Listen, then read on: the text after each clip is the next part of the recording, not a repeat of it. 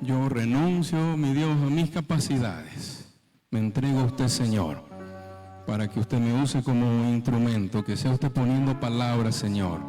Que esta mañana escuchemos tu palabra, no palabra de hombre, solo tu palabra, mi Dios. Te lo pedimos en nombre de tu Hijo Jesús. Amén, amén, amén, amén. Y denle un abrazo a su hermano. Nos conectamos con las redes. Bendiciones, bendiciones. Damos la bienvenida a quienes se conectan por las redes. Dios te bendiga, hermano querido.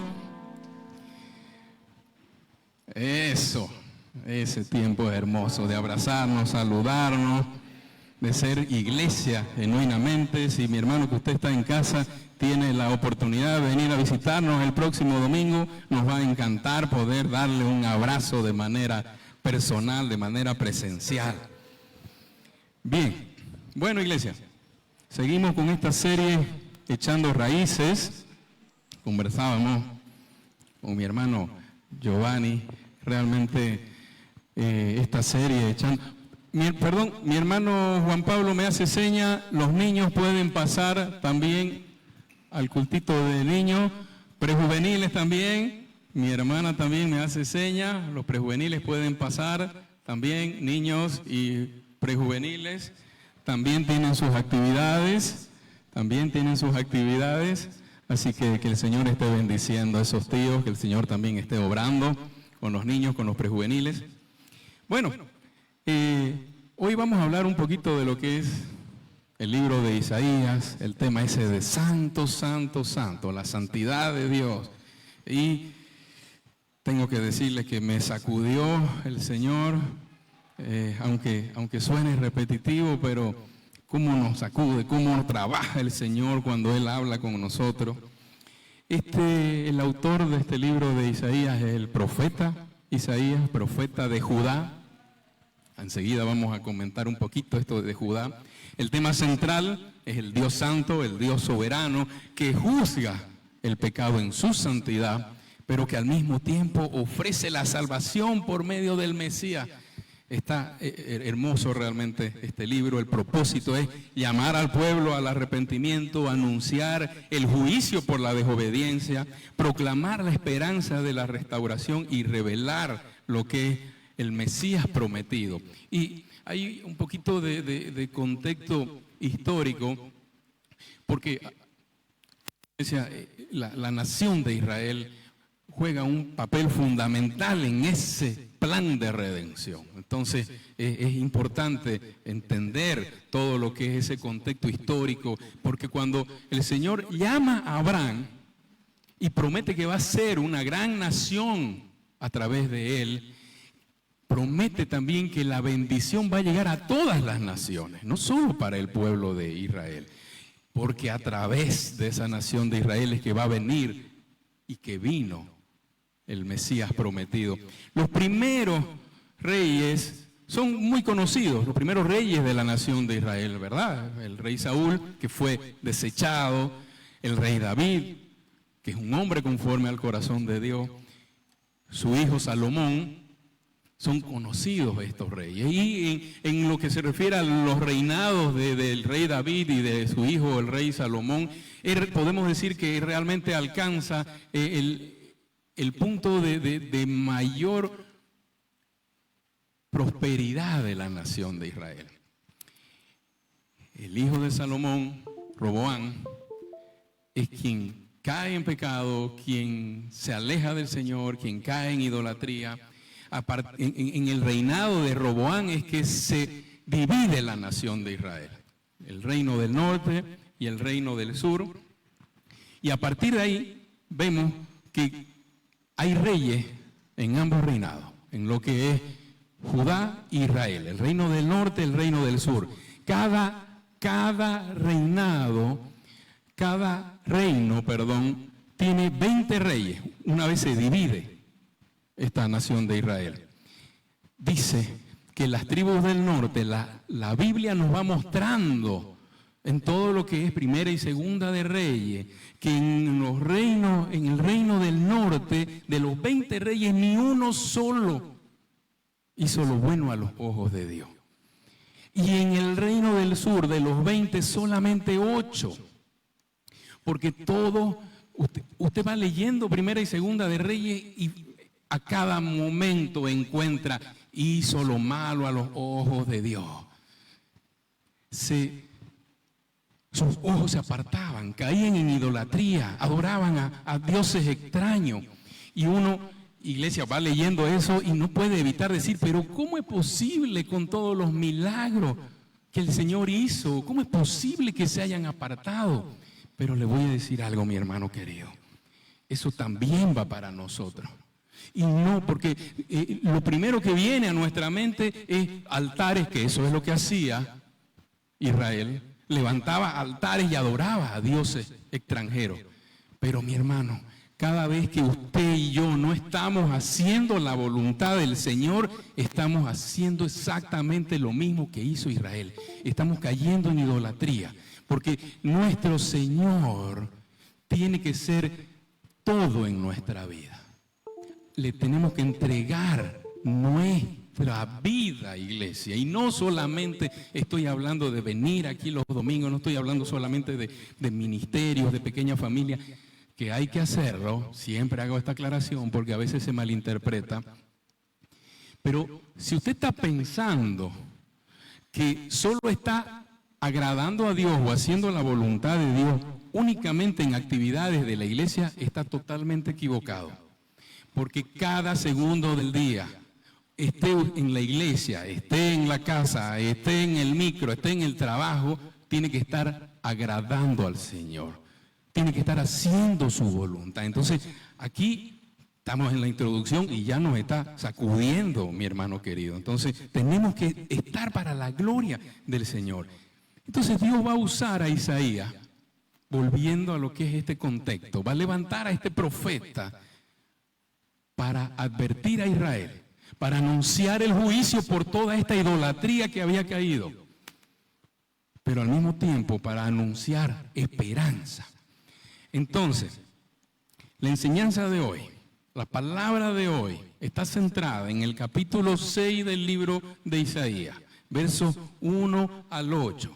Y como bien nos decía mi hermano Giovanni el anterior domingo, es muy útil hacer un pequeño mapa, un pequeño bosquejo, nos ayuda muchísimo para poder extraer mejor la enseñanza.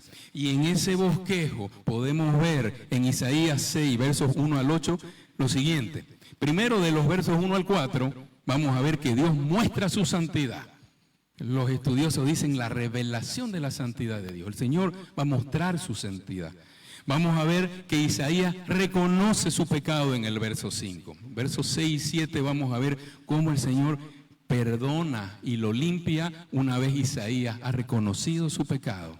Y finalmente en el verso 8 vamos a ver cómo ese siervo de Dios, como ese profeta y como un verdadero hijo de Dios restaurado, renovado, responde al llamado de Dios. Bien, iglesia, entonces vamos a la palabra del Señor, que está en el capítulo 6, como ya dijimos, versos 1 en adelante. Ponga atención, iglesia, porque es palabra del Señor lo que vamos a escuchar. Dice así, Isaías capítulo 6, verso 1.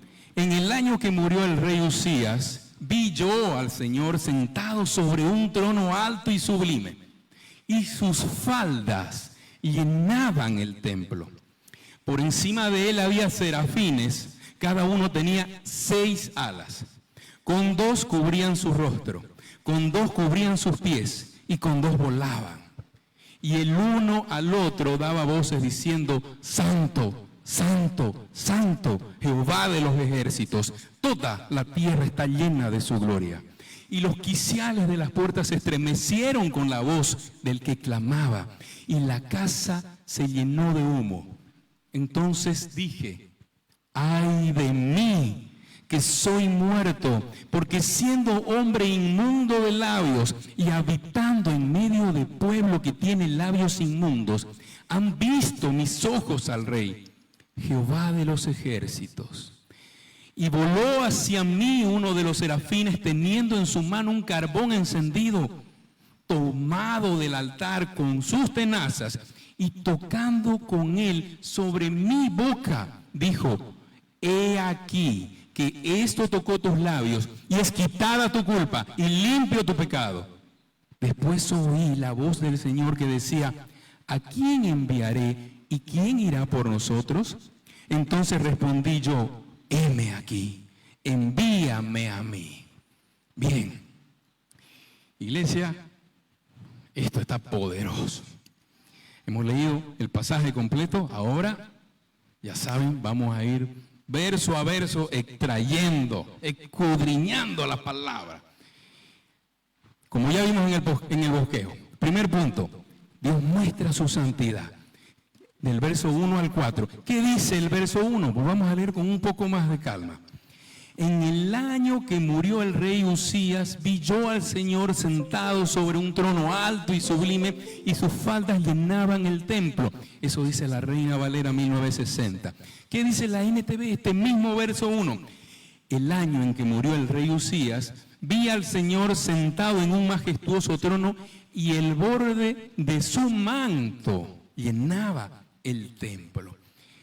En el año en que murió el rey Uzías, dice. Y esto un poquito más haciendo un acercamiento en lo que es el contexto histórico. El rey Uzías había gobernado por 52 años y durante su reinado hubo prosperidad económica, estabilidad política, fortalecimiento militar. Entonces, la muerte del rey Uzías, aproximadamente en el año 739 a.C., marcó un momento de incertidumbre para Judá. Entonces, aunque es cierto que la Biblia en Segunda de Crónicas, capítulo 26, nos muestra de que el rey Uzías en determinado momento se enalteció cuando él estaba fuerte, pero a pesar de eso, la palabra dice que fue un buen rey. Fue un buen rey, uno de los mejores reyes o uno de los pocos buenos reyes, como usted quiera verlo. Entonces, por un lado, fue un buen reinado, fue un buen rey, estuvo 52 años, un periodo muy largo realmente. Entonces y trajo prosperidad, el Señor trajo prosperidad a la nación de Israel, porque estuvo haciendo su voluntad el rey Uzías. Entonces esto no pierda de vista, porque esto genera incertidumbre en el momento en que muere el rey. Un periodo largo, estabilidad, un rey que estuvo haciendo la voluntad del Señor y muere. ¿Ok? Un poquito para entender este tema de la incertidumbre. Es importante esto. Sigamos en el verso 1. Dice, vi yo al Señor sentado sobre un trono alto y sublime. Esta visión, este es el llamado del profeta Isaías. Y aquí la palabra queda registrada, es una visión. El Señor está llamando al profeta Isaías y le está mostrando una visión. Y aunque es una experiencia única la que tuvo el profeta, porque el llamado es para él en particular, si está registrado en su palabra, en la palabra del Señor, es porque hay muchísima enseñanza. Y porque, iglesia, Él quiere, el Señor quiso que quede registrado para que nosotros podamos ver esa visión que tuvo Isaías. ¿Ok? Esto es un momento que nos tenemos que poner en la piel para poder extraer esa enseñanza. Pongámonos en la piel del profeta de lo que está pasando aquí. Dice, vi yo al Señor sentado sobre un alto y sublime. En ese contexto que acabamos de decir, de un periodo largo, de un rey que el Señor usó para traer prosperidad, y muere, y hay incertidumbre. Entonces, ¿qué es lo que está pasando? En ese contexto, Dios le está mostrando a Isaías, a través de esta visión, una verdad fundamental, iglesia. Aunque el rey terrenal, Uzías, ha muerto, el rey celestial sigue sentado en su trono. En ese momento de incertidumbre, que muera el rey, ¿qué es lo que va a pasar? Isaías ve al Señor sentado en su trono. El Señor siempre, siempre, siempre está sentado en su trono, siempre está gobernando. Dios continúa gobernando soberanamente. Atributo, denle un aplauso al Señor, claro que sí. Atributo de Dios, soberano. Hay un solo creador. Hay un solo creador y todo lo demás es creación. ¿Cómo perdemos de vista una verdad tan fundamental, iglesia? Hablábamos el miércoles en la reunión del Ministerio de Hombres. Hay gobiernos de izquierda, hay gobiernos de derecha, y usted sigue viendo corrupción, usted sigue viendo falta de combustible, usted sigue viendo falta de trabajo, falta de gasolina. Entonces, ¿qué quiere decir esto? Iglesia, la solución no está en un hombre, no está en un partido político. Si usted está depositando su confianza en que una nueva autoridad nos va a traer la solución, déjeme decirle que está equivocado. Y le voy a decir algo más. El verdadero problema no es la falta de combustible, no es la falta de empleo, no es la falta de dólares. El verdadero problema, iglesia amada, es el pecado y la única solución es Cristo, iglesia amada. El Señor sigue sentado en su trono, gobernando. A pesar de todo, Él sigue gobernando, todo es parte de su plan. Ahora dice, Dios está sentado en el trono, estar sentado expresa autoridad absoluta y control soberano. Dios no está preocupado ni sorprendido por los acontecimientos de la historia. No estaba sorprendido ni preocupado cuando murió el rey Usías, no está sorprendido hoy con los problemas, que tenemos grandes problemas como país. El Señor no está sorprendido. Alto y sublime describe la majestad incomparable de Dios. Él está infinitamente por encima de toda la creación, iglesia. No es solo este pasaje, sino toda la Biblia habla, nos muestra esa grandeza. No solo este verso, todo el pasaje, toda la Biblia habla de su grandeza, de su majestuosidad, de su santidad. Seguimos en el verso 1. Dice, y sus faldas llenaban el templo, dice la Reina Valera. Y la NTV dice algo que nos ayuda un poquito más a entender. Y el borde de su manto llenaba el templo. ¿Qué quiere decir? Esta imagen sigue representando grandeza y la gloria divina. En el Antiguo Oriente, la amplitud del manto de un rey simbolizaba su dignidad. Entonces aquí esta escena nos está comunicando la gloria de Dios, iglesia. La grandeza es tan inmensa. O sea, se da cuenta, el borde de su manto, Isaías está relatando la visión que el Señor le mostró. Él está viendo al Señor sentado en su trono.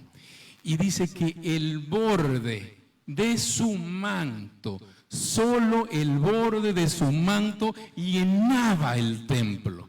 Solo el borde de su manto. Esto es una manera de simbolizar. No hay manera de explicar la grandeza, no hay manera de explicar la gloria de Dios, iglesia amada.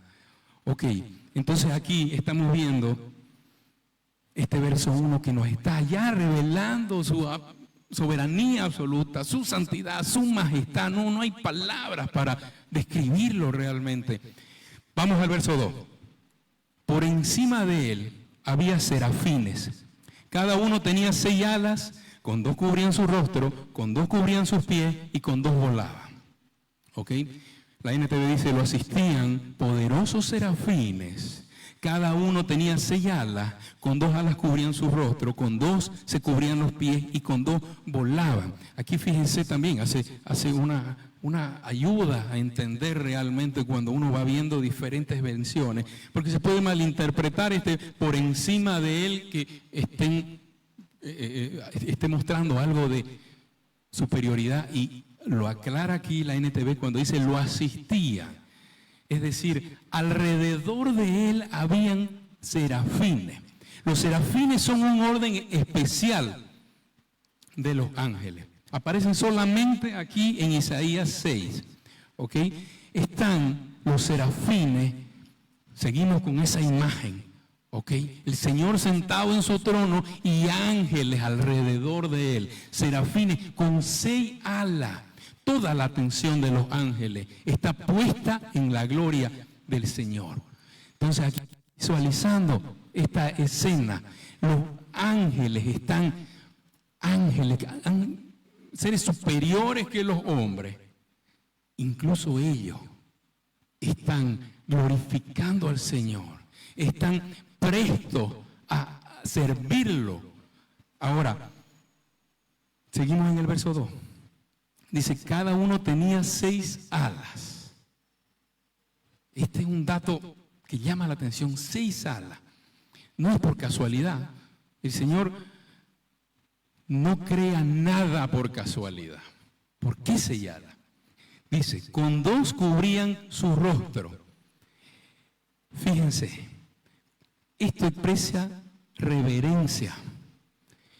Incluso los serafines, sin pecado, no contemplan con irreverencia la plenitud de la gloria divina.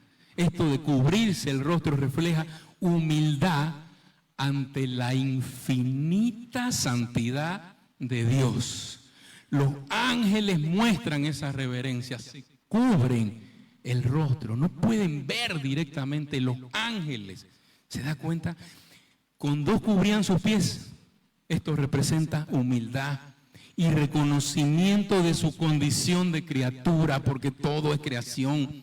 Solo hay un creador y todo lo demás somos creación o criatura. En la cultura bíblica los pies podían simbolizar lo humilde o lo menos honorable de una persona. Cubrirlos expresa respeto y sumisión ante Dios. No implica que los serafines sean impuros. Ojo, ojo. Más bien manifiesta su modestia y reverencia de la presencia del Creador. Incluso los serafines entienden que la santidad de Dios está por encima de toda la creación. ¿Qué se puede esperar de yo que soy un pecador? ¿Qué me espera a mí? ¿Cómo puedo yo ser irreverente en cada segundo de mi vida si los serafines están postrados a sus pies, están cubriendo su rostro? No, ellos no son impuros. Esto es importante, iglesia. Los ángeles no son impuros. No hay pecado en los ángeles. Y ellos, ángeles, sin pecado, están mostrando esa reverencia ante la santidad infinita del Dios Creador. Con 2 volaban, dice. Las alas para volar representan esa disposición, esa diligencia. Pilas, iglesia. Y así tenemos que ser los hijos de Dios, estar prestos para servir. Si los ángeles están mostrando o no, que están así, nosotros más todavía tenemos que ser. Entonces aquí estamos viendo este verso 2 que nos está enseñando reverencia cubriendo sus rostros, humildad cubriendo sus pies, obediencia, listos para volar, para servir, ser diligentes. Los seres más exaltados del cielo no, y aquí también, y aquí va sacudida para todo, iglesia, los seres más exaltados del cielo no están buscando protagonismo. Están dándole toda la gloria al Señor, todos alrededor de Él, todos mirándolo, todos contemplando su gloria. Así tenemos que ser los hijos de Dios. Vamos al verso 3. Dice, y el uno al otro daba voces diciendo, Santo, Santo, Santo, Jehová de los ejércitos, toda la tierra está llena de su gloria. Santo, Santo, Santo. Y vamos llegando a la parte central de este mensaje. Para algunos estudiosos, este es uno de los versículos más importantes de toda la Escritura. Esta triple repetición es una forma hebrea de expresar el grado máximo de un atributo. Y aquí quiero ser muy cuidadoso con lo que voy a decir, porque toda la Biblia, toda la palabra de Dios toda la Biblia es inspiración divina. O sea, toda la palabra de Dios es de Dios. ¿ok? Eso que quede clarísimo. Y toda la palabra es útil para exhortar, para instruir en verdad, dice. Eso tiene que quedar clarísimo. Pero incluso la Biblia, hay pasajes donde nos resalta, todo es importante, pero hay algunas cosas, esto es muy importante, ¿ok? Y los hebreos, en la cultura hebrea, esto es lo que estamos viendo, tenían una manera de resaltar esa importancia y está en la repetición, así como nosotros quizá culturalmente podemos aquí decir, es grandango, ¿no? Es grandísimo, ¿no? Bueno, los hebreos usaban la repetición para exaltar algo. Y usted vemos en ciertos pasajes de la Biblia, por ejemplo, de cierto os digo. Nos está repitiendo. Ojo, esto es importante, ¿sí? Bien, aquí lo que estamos viendo, esta repetición, esta triple repetición, está repitiendo 3 veces. Esta triple repetición está expresando la grandeza, lo infinito, lo indescriptible de su santidad. Santo, santo, santo. Eso es lo que nos está queriendo decir la palabra. Los ángeles, seres celestiales, perfectos, están exaltando a lo sumo ese atributo de santidad de Dios que engloba el resto de los atributos. La santidad del Dios al máximo, infinita. Seguimos en el verso 3. Toda la tierra está llena de su gloria. Cuando los serafines proclaman esta frase, toda la tierra está llena de su gloria, afirman que toda la creación refleja la majestad de Dios, aunque el pecado haya oscurecido. Y yo siempre estoy, cada día, iglesia, repitiéndome a mí mismo. Yo solo soy creación, yo solo soy criatura de Dios, yo solo estoy para glorificar a Dios. Entonces, para eso fui creado, para eso. Y todo lo que hago en el día, y todo lo que planifico en mi semana, y todos los objetivos que tengo a corto, a largo plazo, para toda mi vida, tiene que estar para la gloria de Dios y no para mi gloria, y no para mis logros personales, y no para mi satisfacción personal. Como algunos dicen, ¿cuál es el legado que vos estás dejando? Ay, por favor, ¿qué legado puedo dejar yo? Yo estoy para la gloria de Dios. El legado tiene que ser glorificar a Dios, porque ese es mi propósito cada segundo del día, iglesia. Y repito, y no significa estar aquí 24 horas al día en la iglesia, que si puede, gloria a Dios. El punto es, no limite el glorificar a Dios, el obedecer a Dios, a solo las actividades eclesiásticas que la necesitamos, porque la Biblia dice que tenemos que ser como un solo cuerpo y que tenemos que estar unidos para la gloria de Dios, pero no para mi gloria, porque podemos incluso en una actividad de la iglesia estar buscando mi gloria. Y yo siempre estoy diciendo, cuidado con eso de mi ministerio, mi pequeña familia. Eso estoy buscando mi gloria, no estoy buscando la gloria de Dios, iglesia. Entonces, estamos buscando en cada segundo del día la gloria de Dios. Usted no va a encontrar gozo y plenitud con sus logros personales, haciendo un legado. No va a encontrar plenitud y gozo. El único gozo está en Cristo y en glorificar a Dios, estar haciendo su voluntad, estar buscando hacer su voluntad, por muy pequeña que sea la tarea que usted tiene que hacer, según el mundo, según su trabajo, según su jefe, su amigo, su vecino.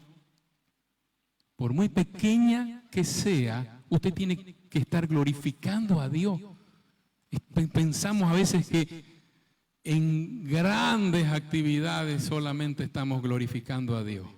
Es en cada segundo, en la tarea más pequeña, iglesia. Ok, entonces, vamos al verso 4.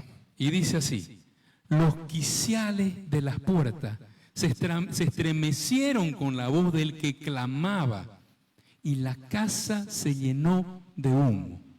Sus voces, dicen la NTV, sus voces sacudían el templo hasta los cimientos, y todo el edificio estaba lleno de humo.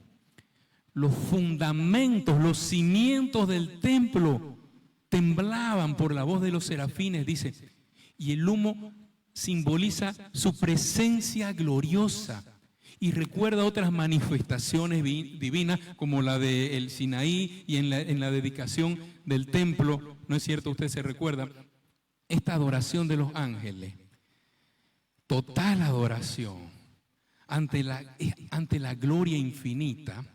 Pero ojo que no se entienda esto que estamos leyendo aquí, que es la potencia de la voz de los ángeles que está haciendo temblar el templo. Que no se vaya a entender eso, ¿ok?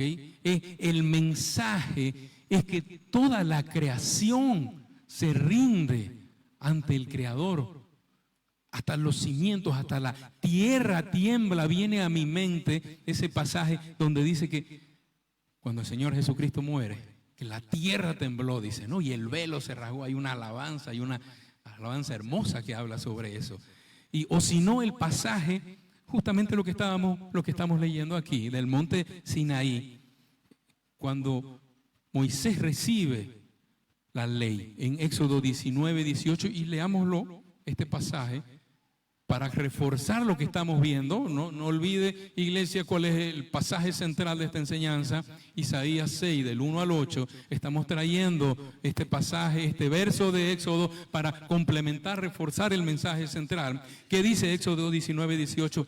Todo el monte Sinaí humeaba, porque Jehová había descendido sobre él en fuego, y el humo subía como el humo de un horno, y todo el monte se estremecía en gran manera. ¿Se da cuenta? Dice la NTV, el monte Sinaí estaba totalmente cubierto de humo, porque el Señor había descendido sobre él en forma de fuego. Nubes de humo subían al cielo como el humo que sale de un horno de ladrillo, y todo el monte se sacudía violentamente. ¿Ve esta similitud? ¿Se da cuenta? Es el humo que está presenciando la presencia gloriosa de Dios. Simboliza la presencia gloriosa de Dios en ambos pasajes. Aquí lo que estamos viendo en la visión de Isaías,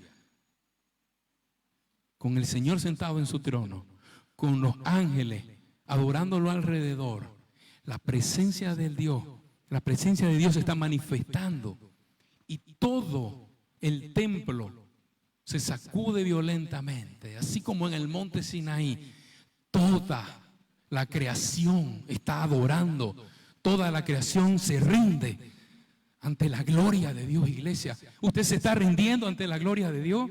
¿Se rinde en cada momento de sus días? Los ángeles, el templo, la tierra tiembla ante la santidad de Dios, ante la gloria de Dios. ¿Quién soy yo para estar revelándome ante el Creador único? Punto 2. Isaías reconoce su pecado. Verso 5, dice así: entonces dije, ay de mí, que soy muerto, porque siendo hombre inmundo de labios y habitando en medio de pueblo que tiene labios inmundos, han visto mis ojos al Rey, Jehová de los ejércitos. Dice la NTV, entonces dije, todo se ha acabado para mí. Estoy condenado porque soy un pecador. Tengo labios impuros y vivo en medio de un pueblo de labios impuros. Sin embargo, he visto al Rey, el Señor de los ejércitos celestiales. Ay de mí, dice la Reina Valera.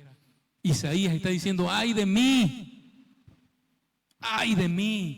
Porque en los versos 5, y aquí también un tema para cuando usted esté estudiando, leyendo este libro de Isaías, los estudiosos coinciden que cronológicamente el capítulo 6 está antes que los capítulos 1 al 5. Los capítulos 1 al 5 sirven como una introducción a lo que está pasando en Israel, y el verdadero inicio, por así decirlo, o en realidad el llamamiento de Isaías está aquí en el capítulo 6. Pero en los primeros, Isaías está haciendo el relato, y en los primeros 5 capítulos está describiendo lo que describíamos nosotros brevemente como introducción al inicio de esta enseñanza.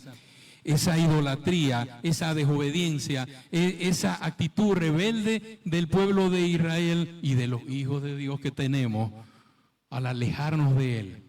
Y cada vez que va describiendo cada uno de esos actos de desobediencia, esa situación, en los capítulos 1 al 5, Isaías está diciendo: ¡ay Israel! ¡ay Israel! Bueno, llega aquí al capítulo 6 y con esta imagen que acabamos de describir, que está describiendo la palabra del Señor, de la gloria de Dios, de la santidad de Dios, Isaías ve esa santidad de Dios y dice: ¡ay de mí! ¡ay de mí, que soy pecador! Cuando contempla esa santidad divina, entonces se da cuenta de lo terrible que es su pecado. Iglesia, los hijos de Dios, cuando contemplamos la santidad de Dios, nos damos vuelta y miramos nuestra vida, nuestra naturaleza, nuestro pecado, y no podemos decir otra cosa distinta que está diciendo Isaías: ¡ay de mí! ¡ay de mí! Contemplar esa santidad de Dios me revela mi condición de pecador. La verdadera adoración siempre va a conducir a una profunda conciencia del pecado personal. Acabamos de decir, los ángeles sin pecado contemplan la santidad de Dios. Si yo alcanzo a tener un vestigio de lo que Isaías pudo ver, tengo que contemplar mi pecado, mi ruina personal. Si yo quiero hacer las cosas a mi manera, estoy condenado al infierno eterno, no otra cosa. Como aquí soy inmundo de labios, soy hombre de labios inmundos, está enfocando a su función, a la función específica de Isaías como profeta. El instrumento de su boca como profeta, como portavoz de Dios. Entonces aquí su función principal de portavoz está contaminada. Está siendo llamado Isaías como profeta, como portavoz. Y aquí Isaías está reconociendo que incluso, iglesia, incluso el instrumento de su ministerio está contaminado por el pecado. Incluso hay que poner nuestros dones al servicio del Señor, al servicio del cuerpo. Eso es lo que dice la palabra. Los dones que recibimos no son para mi beneficio personal, son para el beneficio del cuerpo. El Señor nos ha dado dones a cada uno. Y un día nos va a pedir cuenta cómo hemos usado esos dones. ¿Lo estamos usando, iglesia? ¿Estamos usando esos dones para el servicio del cuerpo? Eso es lo que dice la palabra. No me mire feo. No me eche la culpa. Yo solo soy el mensajero. Y esto va para mí. Estoy usando mis dones para el beneficio del cuerpo y para la gloria de Dios. Porque no puede estar apartado el beneficio del cuerpo con la gloria a Dios porque la cabeza del cuerpo es Cristo. Entonces, denle un aplauso al Señor, claro que sí.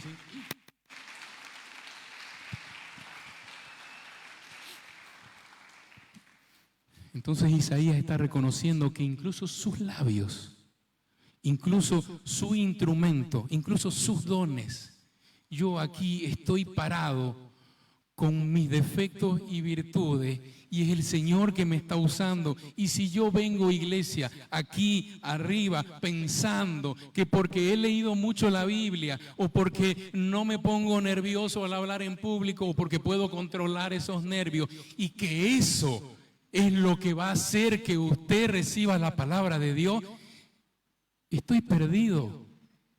Yo solo soy un instrumento y con lo que tengo lo pongo al servicio del Señor y Él está usándome para la gloria, para su gloria, para el beneficio del cuerpo. Está usando usted sus dones para el beneficio del cuerpo, para la gloria de Dios.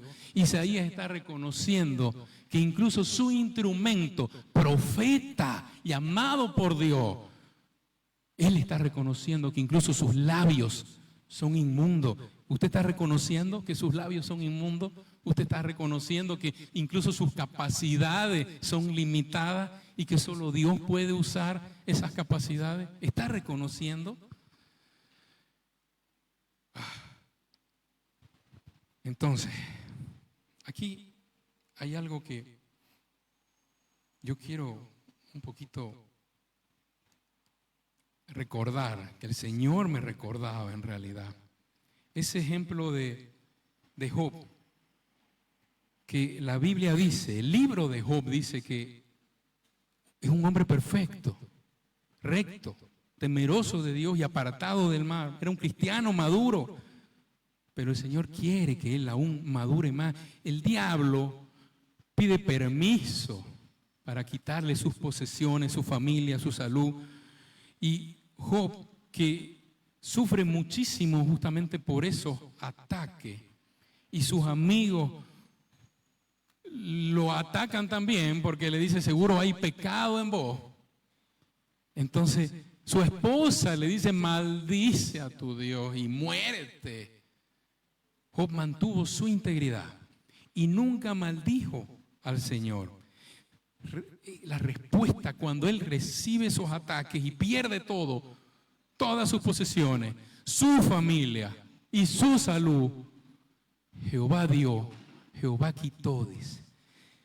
Pero incluso él, aunque no maldice a Jehová, sí cuestiona en el capítulo, sí cuestiona al Señor de por qué lo que él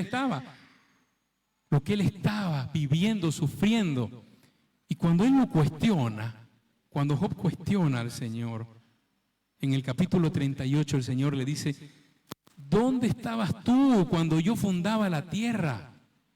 Lea, lo invito a que lea todo el capítulo 38 de Job. Le da una sacudida, una sermoneada, que uno va leyendo y quiere meterse debajo de la mesa por lo que está recibiendo. ¿Acaso vos creaste el mar? Le dice, ¿acaso vos creaste la luz? ¿Vos creaste las estrellas? ¿Podés guiar el movimiento de las estrellas? ¿Podés decirle a las nubes que hagan llover? Yo siento que me está hablando a mí y está diciendo, ubícate. Yo soy el creador, yo te creé, yo creé todo, te creé para mi gloria. ¿Se da cuenta cómo todo encaja, cómo todo el mensaje encaja? Y en el capítulo 42, Job dice, de oídas te había oído, mas ahora mis ojos te ven. Aquí Isaías está experimentando lo mismo. El Señor lo está llevando a un nivel de madurez, así como a Job. Y de contemplar esa santidad y de entender que lo terrible que es nuestro pecado y que incluso siendo renovados, estando con Cristo, seguimos teniendo esa naturaleza pecaminosa hasta el día hasta la glorificación. hasta que el Señor complete su obra en nosotros.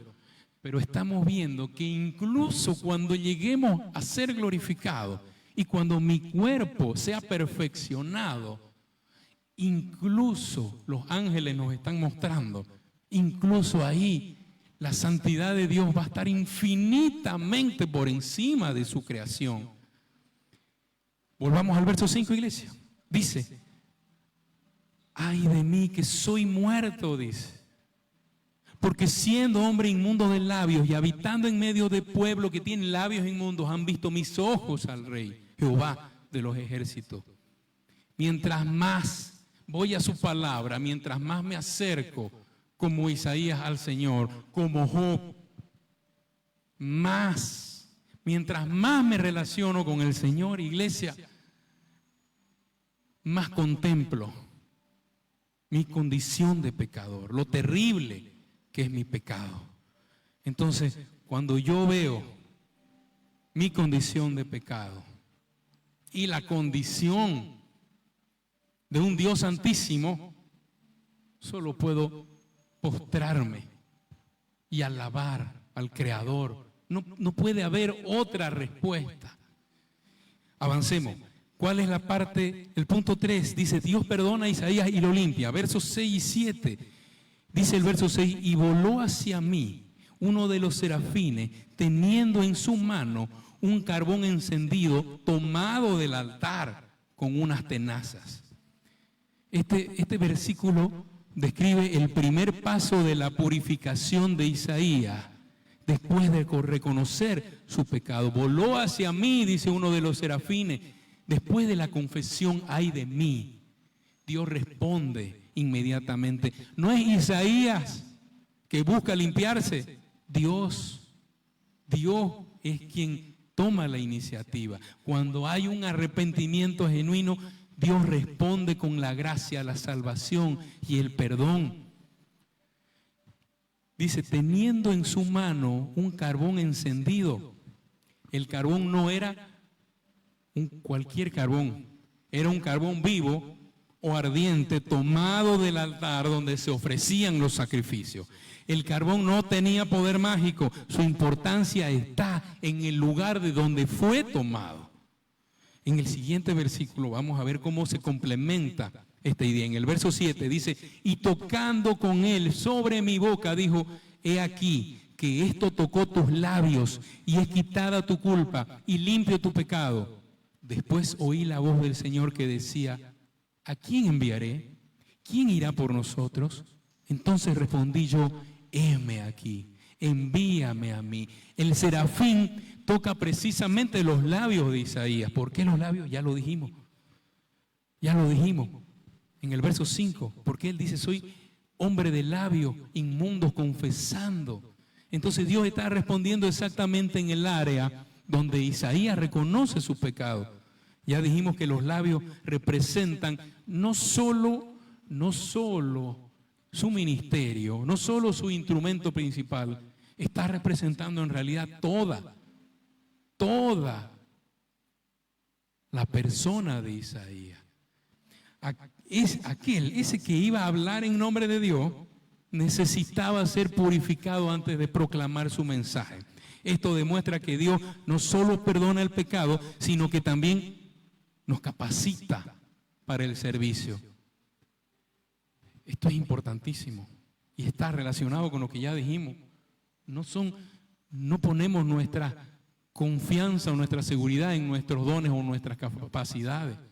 El Señor nos va a capacitar. Si el Señor nos está llamando para hacer un servicio y yo veo que no tengo las capacidades, pero el Señor me está llamando y está clarísimo que el Señor me está llamando, yo tengo que decir, heme aquí. Porque el Señor va a purificar mis labios, va a purificar ese instrumento para el que me está llamando, me va a capacitar, Él me va a usar. Ponga al servicio.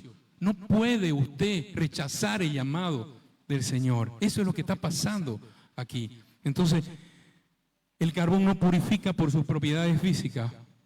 El carbón es un símbolo de la expiación provista por Dios, que está limpiando el pecado.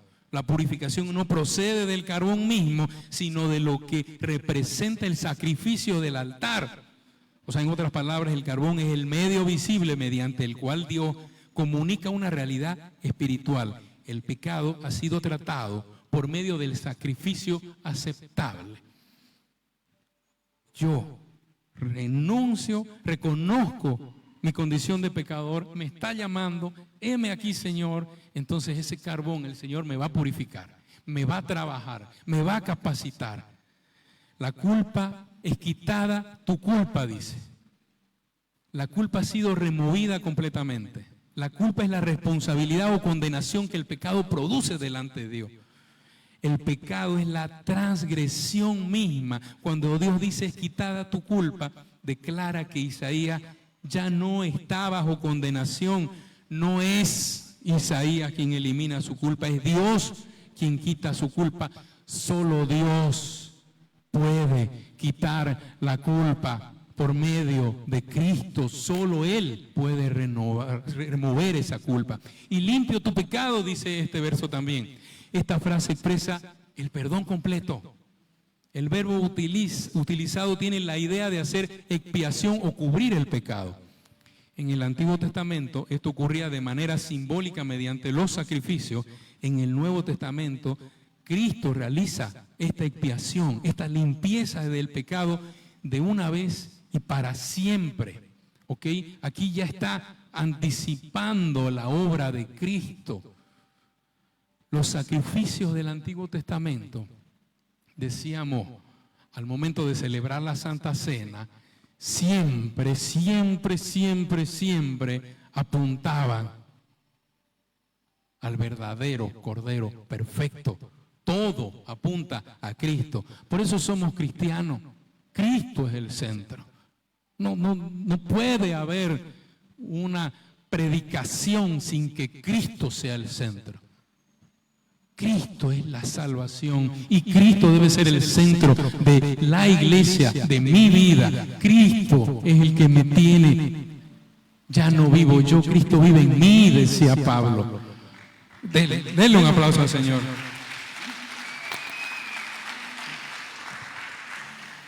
Ok, y vamos llegando a la parte final. Este punto 4 del mapa del bosquejo. Isaías responde al llamado. Verso 8, y vamos juntos, iglesia. Isaías 6, capítulo 8, dice así la palabra del Señor. Después oí la voz del Señor que decía, seguimos con esa imagen, con esa visión que está teniendo. Es un encuentro único el que está teniendo Isaías, lo que es el llamado para ser profeta. Y usted tiene que tener su encuentro, si es que no lo ha tenido. Y cada día tenemos que renovar ese encuentro, ese llamado para servir al Señor. Dice, después oí la voz del Señor que decía, ¿a quién enviaré? ¿Y quién irá por nosotros? Entonces respondí yo, heme aquí, envíame a mí. Dice, después oí la voz del Señor. Este después no es un detalle menor, sino que marca esa secuencia lógica que hemos venido tratando de seguir. Dijimos, primero Isaías ve la santidad de Dios. 2, reconoce su pecado al ver la santidad de Dios. 3, fue perdonado y purificado. 4, lo que estamos viendo ahora. Entonces escuchó el llamado. Este orden enseña que Dios no encomienda su obra a personas que aún no han sido reconciliadas con Él. No puede haber servicio, no puede Dios usar a un pecador que no ha reconocido su condición de pecado y que no lo ha aceptado como Salvador. Este es el primer paso. El servicio aceptable nace de una vida transformada por la gracia, que no implica, iglesia, asistir todos los domingos a la iglesia. Porque vemos en el Antiguo Testamento cómo el Señor Jesús le dio palo a los religiosos, ¿verdad? A los escribas y a los escribas y fariseos. Les da con palo. Entonces, cuidado con caer en esa religiosidad. Tiene que haber una transformación interna genuina. Y eso va a dar como consecuencia Lo vimos en el Sermón del Monte, en los domingos pasados. Todo empieza fíjese cómo toda la palabra está relacionada. Hablamos de esa primera bienaventuranza. Bienaventurados los pobres de espíritu. Tengo que reconocer mi miseria espiritual. Ese es paso 1. Aquí estamos viendo lo mismo, es la misma secuencia. ¿Se da cuenta cómo toda la palabra encaja? ¿Se da cuenta cómo todo es inspiración divina? ¿A quién enviaré? Dios no hace esta pregunta porque desconozca la respuesta. Como Dios omnisciente, Él ya lo sabe todo. Él sabe quién va a ir. Entonces la pregunta viene con un propósito. Está haciendo una invitación a Isaías. No lo está obligando al profeta. Despierta en Isaías esa disposición que ya la tenía en el corazón porque ya había sido transformado. ¿A quién enviaré? Iglesia, está preguntando el Señor también aquí, ¿a quién enviaré? El Señor no te va a obligar, así como no lo obligó a Isaías. No te va a obligar a servirle. ¿Te has rendido al Señor? ¿Has reconocido tu condición de pecador? Entonces yo respondí, dice la palabra. Dios no le dice directamente a Isaías, ve tú. Es Isaías quien responde ante el llamado, ante la pregunta. ¿Por qué? Porque la gracia había cambiado su corazón. Antes estaba quebrantado por su pecado, pero ha sido purificado. Entonces ahora, como entiende que ha recibido la gracia del Señor y el perdón del Señor, entonces Él responde, heme aquí. Yo soy inmundo de labios, soy un pecador, pero me has perdonado, Señor. Me has limpiado con tu sangre. Entonces yo te voy a servir, no por mis dones, no por mis capacidades, sino porque me has limpiado, has perdonado mi pecado y me estás usando como instrumento tuyo. Heme aquí. ¿Quién dice, iglesia? Heme aquí. Heme aquí, dice.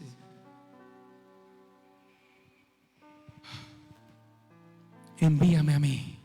Esta expresión refleja disponibilidad total. Isaías no está preguntando dónde voy, cuánto tiempo. Va a ser difícil, voy a tener éxito. Ojo, cuidado, iglesia. Voy a tener éxito, cuidado con eso. Hay que estar haciendo la obra de Dios y muchas veces, la gran mayoría de las veces, iglesia, cuando vos estés presentando el evangelio, cuando vos estés predicando, vas a ser rechazado. Y te voy a decir una cosa. Por supuesto que nos tiene que doler cuando un pecador rechaza, pero nunca lo tome como que lo están rechazando a usted. No me están rechazando a mí, están rechazando al Rey. Y tenemos que estar preparados para recibir ese no, para recibir ese rechazo. Y a veces nos van a agredir, nos van a ofender. Sos un fanático, estás loco, vos te han lavado el cerebro. No me molestes con eso, ya no me invites más. Lo van a rechazar y lo van a ofender. Iglesia, tiene que estar preparado. Aquí, Isaías no está preguntando ¿dónde? ¿A quién? ¿Cuánto tiempo? ¿Me van a decir que sí?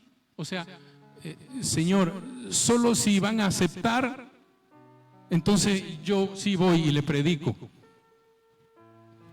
No.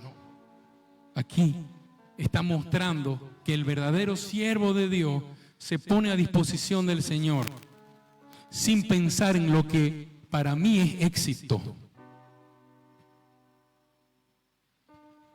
Es fuerte esto que está pasando. Simplemente se pone a la disposición del Señor. Es una actitud de completa redención. Señor, haga lo que usted quiera con mi vida, porque usted lo sabe todo.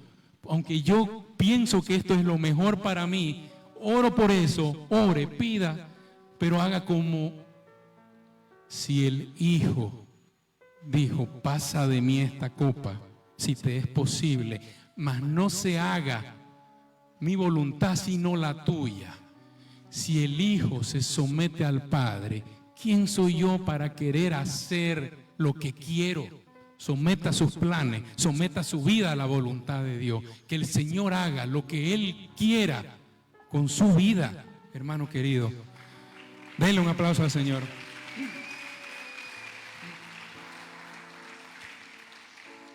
Envíame a mí, dice. Aquí se ve la respuesta de un hombre transformado. Isaías todavía no sabía cuál era su misión. En los versículos siguientes, que hoy no nos va a alcanzar el tiempo, y lo invito a que usted lo siga leyendo, Dios le revela que predicará a un pueblo endurecido y que en gran medida rechazará su mensaje.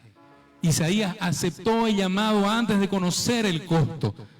Esto está demostrando que su motivación no era el éxito ministerial. Uy, esto es fuerte. Esto es fuertísimo. O sea, no es lo que yo estoy pensando que mi ministerio, mi pequeña familia va a ser. No es eso. Yo solo tengo que servir al Señor. Y evidentemente que tenemos que planificar. Tenemos que tener un plan, incluso para el servicio del Señor. Pero eso tiene que someterlo a la voluntad de Dios. Porque nosotros vamos armando un camino y muchas veces el Señor nos va llevando por otro. Y qué necio que somos cuando queremos seguir por ese mismo camino y el Señor nos va poniendo piedra porque nos quiere llevar. Y a veces hace que nos doblemos el tobillo o nos rompamos la pata. ¿Por qué, Señor? Porque te estoy llevando para el otro lado, más allá hay un precipicio, lo estoy viendo yo. Eso es lo que pasa. Someta su vida, mi hermano. Entonces, recapitulando, ya para ir cerrando esta enseñanza, vemos aquí, punto 1, Dios muestra su santidad en los versos 1 al 4. Esa visión que tiene Isaías, que el borde de su manto llenaba el templo, la grandeza, la gloria de Dios, la inmensidad de Dios, ángeles adorándolo alrededor de él, cantando santo, santo, santo. Punto 2, Isaías reconoce su pecado. Después de ver esta escena única, es sacudido y ve su pecado por la santidad de Dios. Ay de mí, que soy muerto, dice, mis labios son inmundos. Isaías reconoce la santidad de Dios y reconoce su pecado. Punto 3, Dios perdona a Isaías y lo limpia. El carbón encendido que el ángel le pone en su boca, lo purifica. Él simboliza que es perdonado, simboliza que está recibiendo la gracia de Dios. Es quitada tu culpa. Has aceptado a Cristo como Salvador, sos limpio de pecado. Al reconocer su pecado, Isaías recibe esa gracia. Y en el punto 4, el punto final que acabamos de ver, Isaías responde al llamado. Heme aquí, esa es la respuesta. Cuando yo me he postrado al Señor y he recibido su perdón, le entrego mi vida.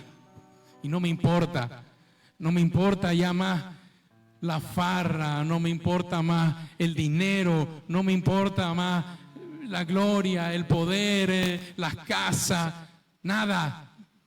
Eso es polvo que va a ser polvo. Nada de eso va a quedar.